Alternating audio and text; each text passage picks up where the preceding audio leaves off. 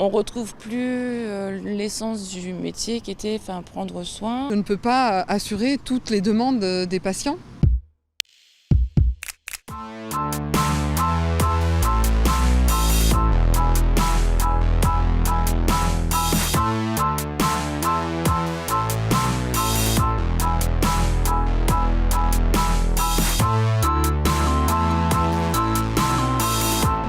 On peut considérer que Hippocrate est une sorte d'inventeur de l'éthique médicale et que ce serment, au cours des siècles, a servi de référence à ce que pouvait faire, à ce que devait faire, à ce que ne devait pas faire un médecin dans l'exercice de sa profession.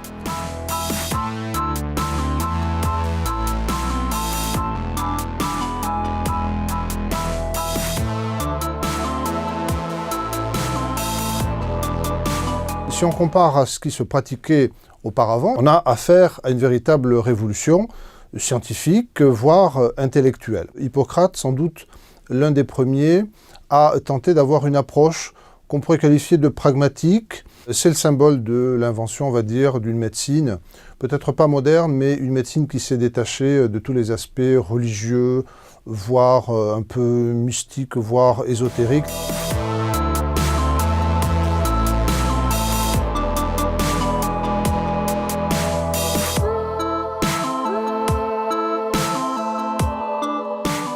C'est un contrat, on pourrait dire, juridique, un engagement du médecin à ne pas livrer ses secrets à n'importe qui. C'est la deuxième partie du contrat.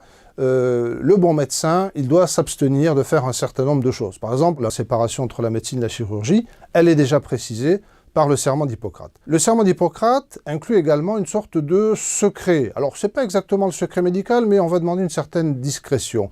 Il ne doit pas jouer les voyeurs, entre guillemets, il doit se contenter de soigner son malade. Admis dans l'intérieur des maisons, mes yeux ne verront pas ce qui s'y passe. Ma langue taira les secrets qui me seront confiés. Et surtout, il doit soigner tous les malades, quels que soient les rapports qu'il peut avoir avec le dit malade. Si le malade est étranger, eh bien il faut le soigner. Si le malade est un ennemi, il faut également le soigner. Il ne faut pas avoir d'a priori. Hippocrate disait la médecine est sœur de la philosophie et que quelque part, le meilleur des médecins est un peu philosophe.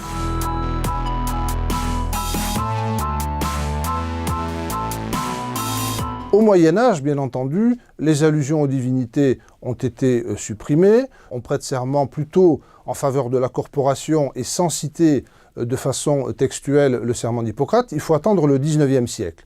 Le XIXe siècle est de grandes éditions, de grandes traductions de la collection hippocratique. À ce moment-là, on a retrouvé ce serment et on a considéré qu'à la rigueur, si on mettait de côté l'invocation à Apollon, eh bien on avait une véritable éthique. Alors il faut attendre le XXe siècle pour que la mode, si on peut employer ce terme, de la prestation de serment à partir du texte d'Hippocrate revienne et se mette en place.